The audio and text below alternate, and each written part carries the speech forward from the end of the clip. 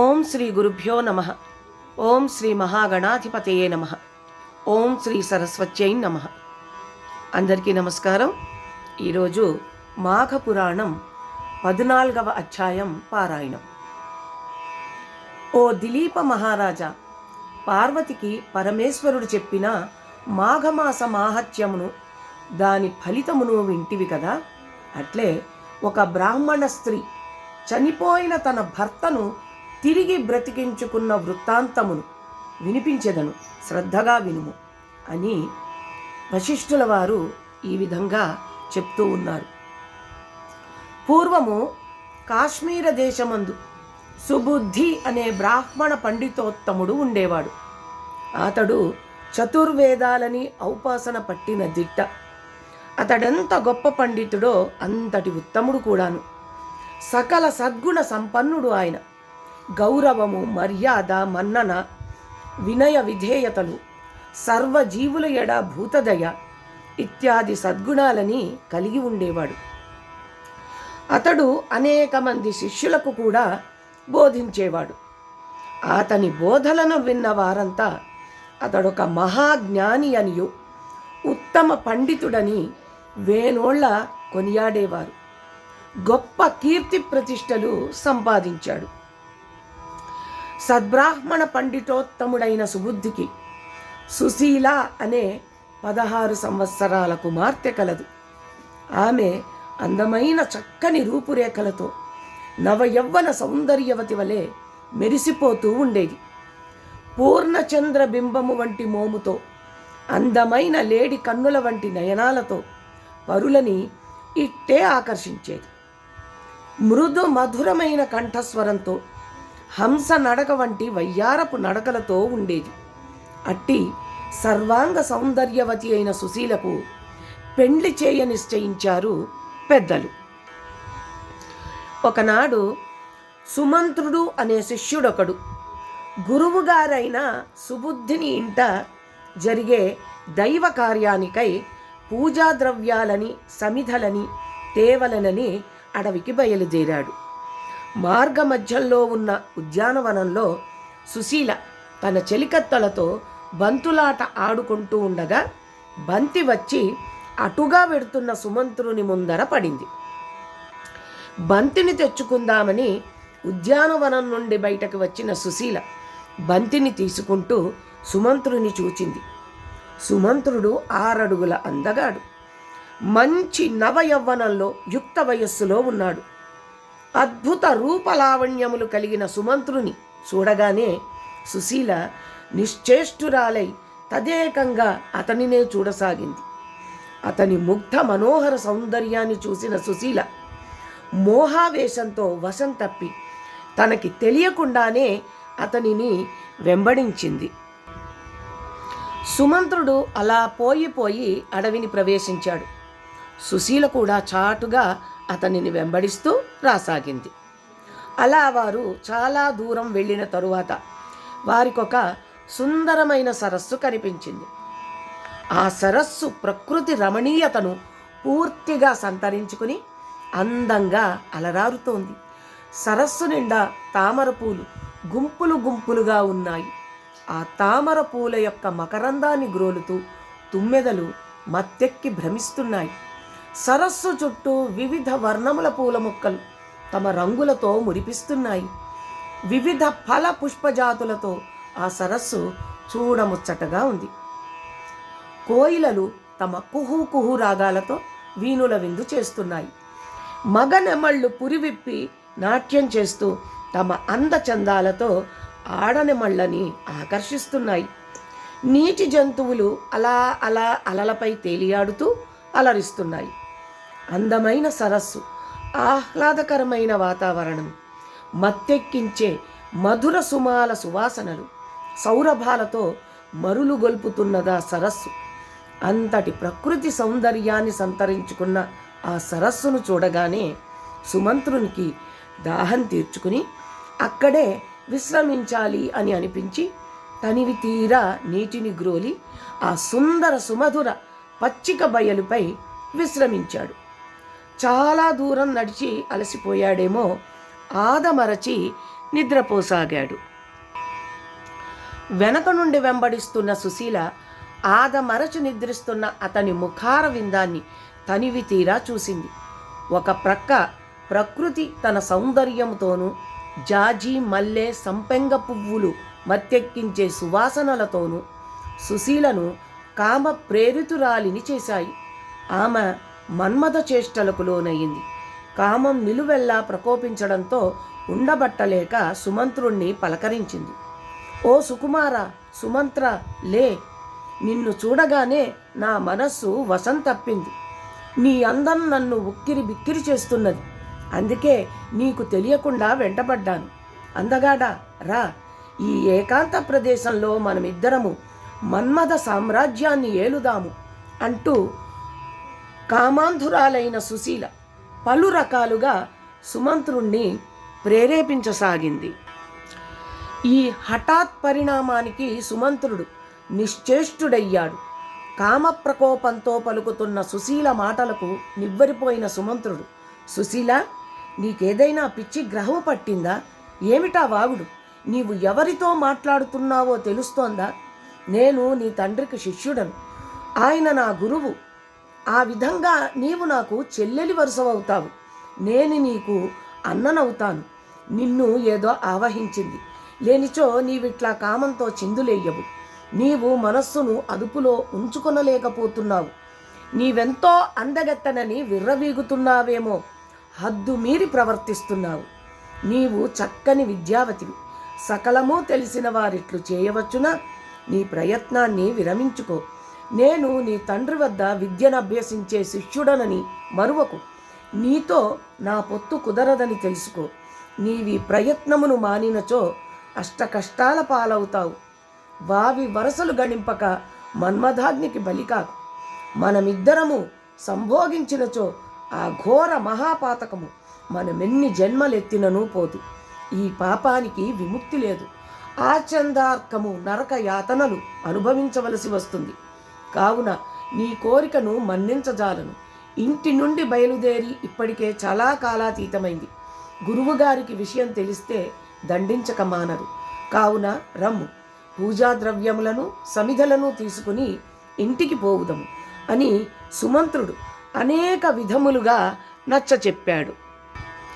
అంతట సుశీల, ఓయి సుమంత్ర, స్త్రీ తనంత తానై వలచి వచ్చినచో కాదనువాడు ఉంటాడా? సువర్ణము, రత్నాలు, అమృతము ఇత్యాదులు తమంత తామై వస్తుంటే కాలదన్నుకునేవాడుంటాడా? అట్లు చేసేవారు వివేకశూన్యులే. నా సర్వస్వాన్ని నీకు అర్పిస్తానంటే నిరాకరిస్తున్నావే. నీ అంతటి వెర్రిబాగులవాడుంటాడా? నిన్ను నేను వలచాను. నా కోరిక తీరుస్తావా? సరే సరి, లేనిచో నేనిక్కడే ప్రాణత్యాగము ఒనర్చుకుంటాను. గృహమునకింక తిరిగి వచ్చే ప్రశ్నే లేదు. నీ వల్లనే చనిపోయానని నిన్నే అందరూ ఆడిపోసుకుంటారు. ఒకవేళ నన్నిక్కడ ఒంటరిగా వదిలి నీవు ఎల్లు చేరినచో నా తండ్రి నిన్ను వదులుతాడా? నా కూతురెక్కడా? ఆమెనేం చేశావని నిన్ను నిలదీయడా? నిన్ను దండించక విడుస్తాడా? ఇప్పటికే నా చెలికత్తెలు నేను నీతో అడవికి పోయిన సంగతిని విన్నవించే ఉంటారు. కావున సుమంత్ర, రా, నన్ను నీ దానిని చేసుకో అంటూ కామ పలుకులు పలికింది. సుమంత్రుడు ఆమె దీనాలాపనలను విన్నాడు. కొంతసేపు ఆలోచించాడు.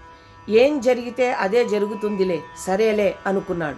తప్పు చేసినా చేయకపోయినా ఇప్పుడు మాట రాక మానదు కదా అనుకుని సుశీలతో సంభోగించడానికే నిశ్చయించుకున్నాడు.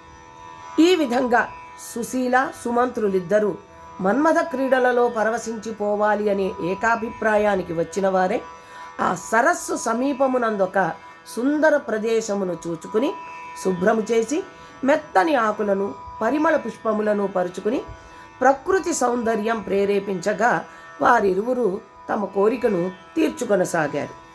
మరికొంతసేపటికి వారిరువురు తెప్పరిల్లి పూజా ద్రవ్యములను, సమిధలను, ఆశ్రమ వస్తువులను తీసుకుని ఇంటి ముఖం పట్టారు. సుమంత్రుడు గురువుగారికి నమస్కరించి తను తెచ్చిన పూజా ద్రవ్యాలని సమర్పించాడు.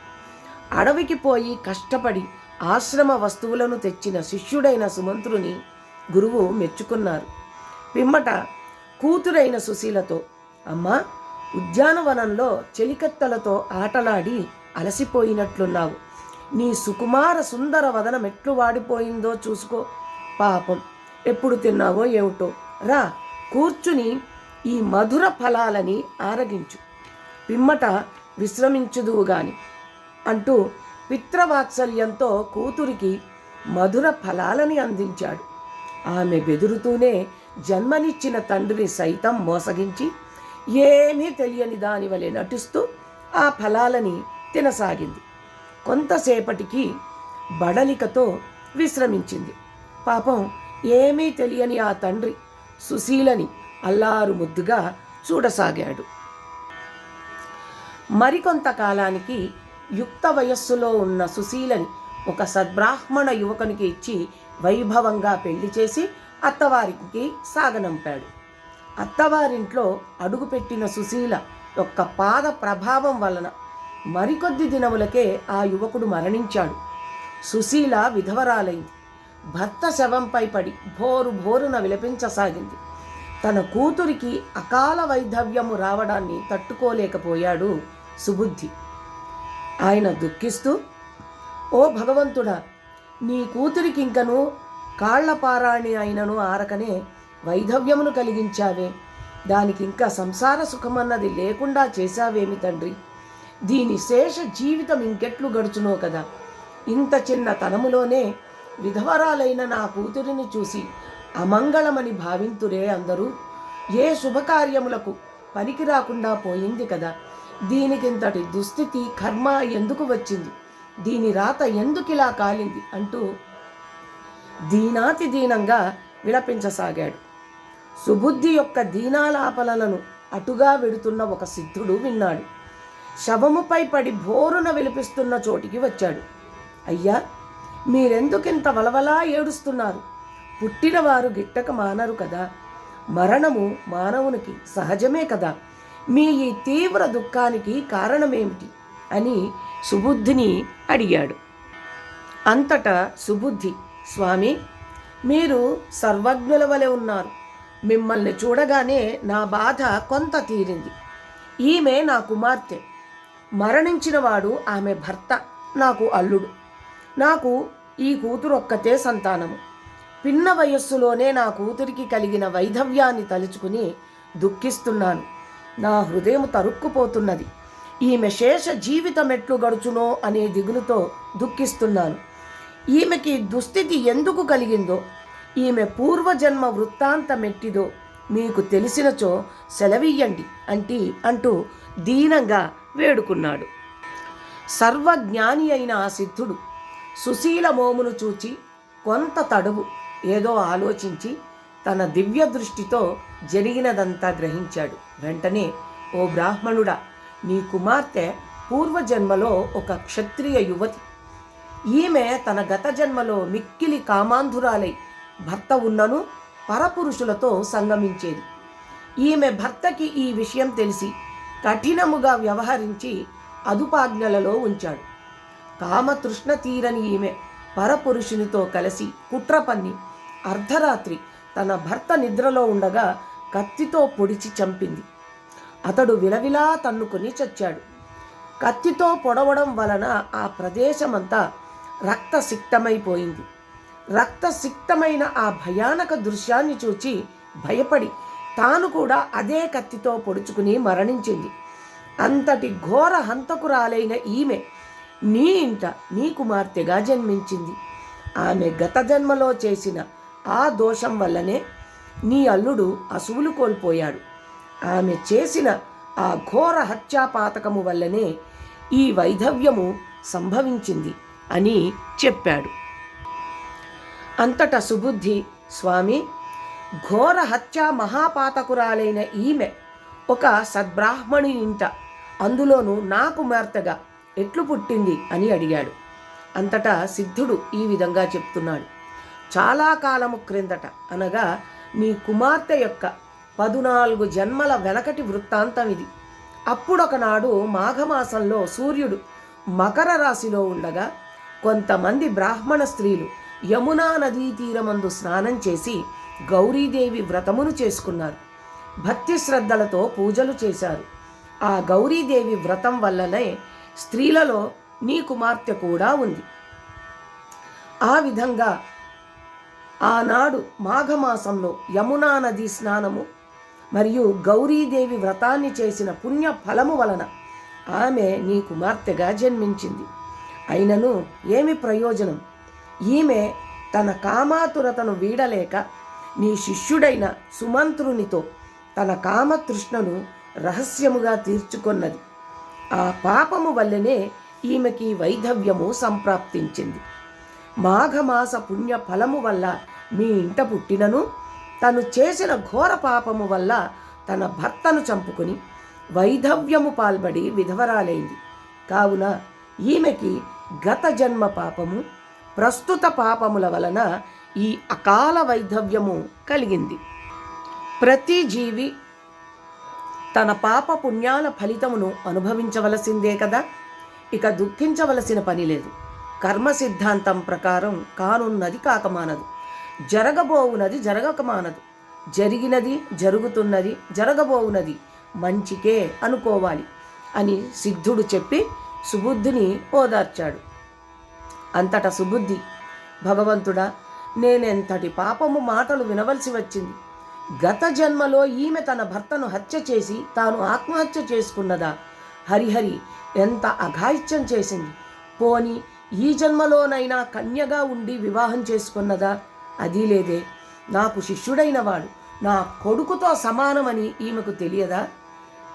ఆ విధముగా నా శిష్యుడు ఆమెకు అన్నవరస అవుతాడు కదా. అవునులే, కామంతో కళ్ళు మూసుకుని పోయిన వారికి వావి వరసలేమి తెలుస్తాయి. కామాంధురాలై సోదరుని వంటి వానితో రమించినదా?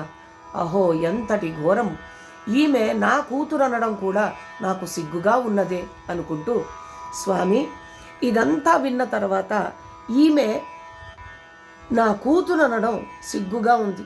ఒక పక్క నా కుమార్తెపై తీవ్రమైన కోపము, మరొక పక్క అవ్యాజానురాగమైన కుమార్తె అనే ప్రేమయు కలుగుచున్నది.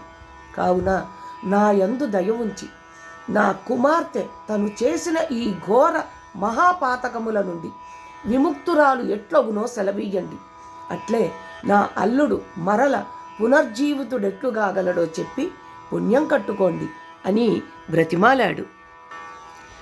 దానికి ఆ సిద్ధుడు, ఓ బ్రాహ్మణోత్తమ, నీ కుమార్తె తాను చేసిన ఘోర హత్యా పాతకముల నుండి, పాపముల నుండి ఎట్లు విముక్తురాలు కాగలదో చెప్పెదను వినుము. ఈ మాఘమాసములో నీ కుమార్తె చే నదీ స్నానము చేయించి గౌరీదేవి పూజను చేయించుము. ధూప దీప నైవేద్యాదులతో పూజించి ముత్తైదువులను పిలిపించి వాయినాలిప్పించుము. మాఘమాసము 30 రోజులు నీ కూతురుచే ఈ విధంగా చేయించుము. భక్తి శ్రద్ధలతో విష్ణుదేవునికి పూజలు, భజనలు, సంకీర్తనలు, హరికథలు ఇత్యాదులను నిర్వర్తించుము. అట్లు నీ కూతురి చేత చేయించినట్లయితే ఆమె యొక్క పంచమహాపాతకములు హరించుకుపోతాయి. నీ అల్లుడు కూడా పునర్జీవితుడు కాగలడు. అత్యంత నియమనిష్టలతో ఆచరించినట్లయితే నీ కోరిక తప్పక నెరవేరగలదు. ఆ విధి విధానము కూడా వినుము. మాఘశుద్ధ విధియ నాడు ముత్తైదువుని పిలిపించి వారికి స్నానము గావించి వారి పాదాలకు పసుపు రాసి వారి నుదుట బొట్లు పెట్టి పూజించాలి. 2 క్రొత్త చేటలు తెచ్చి అందు ఒక దానిలో చీర, రవికులగుడ్డ, పసుపు, కుంకుమ, పండ్లు, స్వయం పాకము, తమలపాకులు, వక్కలు దక్షిణ ఉంచి దానిపై 2వ చేటను మూత వేసి ఒక ముత్తైదువుకు వాయనమివ్వాలి. పిమ్మట ఆ ముత్తైదువకు పంచభక్ష పరమాన్నాలతో సంతృప్తిగా భోజనం పెట్టి సంతృప్తిపరచాలి. దీనివలన పరపురుష సాంగత్య దోషము నివారణయగును. కొంతమంది ఆరంభ శూరత్వాన్ని ప్రకటించి నదికి పోయి స్నానం చేద్దామని తలంచి నది వరకు వెళ్ళి అయిష్టతతో స్నానం చేయకనే వెనుదిరుగుతారు. అట్టివారిని భార్యలు ప్రోత్సహించి నదీ స్నానం చేయించాలి. ప్రతి మగవాని ఔన్నత్యం వెనుక మగువ ఉంటుంది కదా సామెత. కావున స్త్రీలందరూ నిష్ఠతో మాఘమాస స్నానము చేయాలి. వారి భర్తలతే చేయించాలి. కుటుంబ గౌరవానికి కానీ, పరువు ప్రతిష్టలకు కానీ, వంశాభివృద్ధికి కానీ స్త్రీలే కదా ప్రధాన కారకులు. కావున ఈ మాఘమాసంలో ప్రతిరోజు నదీ స్నానం చేసి పూజలు చేయాలి. ఈ మాసమంతా విష్ణుమయమైన హరికథలు, బుర్రకథలు, దాన ధర్మాది కృత్యాలతో గడపాలి. భజనలు, సంకీర్తనలు పెట్టించాలి. నిత్యము విష్ణువు యందే ధ్యాస కలిగి ఉండాలి. ఈ మాఘమాస వ్రతమునకు మించిన వ్రతము మరొకటి లేదు. మాఘమాస వ్రతములను ఆచరించుతూ మునులు సిద్ధులగుచున్నారు. ఈ మాఘమాస వ్రతం వల్ల మతిలేని వారు మంచివారవుతారు. కుష్ఠవ్యాధితో బాధపడుతున్నవారు ఆ వ్యాధి నుండి విముక్తులై పుణ్యాత్ములు కాగలరు. అయితే ఈ మాఘమాస వ్రతాన్ని గొప్పల కోసం కానీ, డాంబికంగా కానీ నిర్వర్తించరాదు. 10 మంది మెప్పు కోసం ఈ వ్రతాన్ని ఆచరించరాదు. మంచి మనస్సుతో, త్రికరణ శుద్ధిగా, నియమ నిష్టలతో ఈ మాఘమాస వ్రతాన్ని చేసినచో అట్టివారు విష్ణు సాయుధ్యమును పొందగలరు. నిరాడంబరతే నారాయణునికి ప్రియమైనది. చిత్తశుద్ధితో ఈ మాఘమాస వ్రతాన్ని చేయాలి. భక్తి శ్రద్ధలు, నియమనిష్టలు, నిరాడంబరత, చిత్తశుద్ధి మున్నగునవే ప్రధానములు అని సిద్ధుడు ఉపదేశించి తన దారిన తాను వెళ్ళిపోయాడు. సుబుద్ధి అంతటా తన కూతురు సుశీలచే సిద్ధుడు ఉపదేశించినట్లు చేయించాడు. తత్ఫలితంగా పోయిన అల్లుడు పునర్జీవితుడైనాడు. అందరూ మాఘమాస వ్రతమును ఆచరించి పాపరహితులైనారు. ఇంతటితో 14వ రోజు పారాయణం కూడా ముగిసింది. తిరిగి రేపటి పారాయణంలో కలుసుకుందాం. నమస్కారం.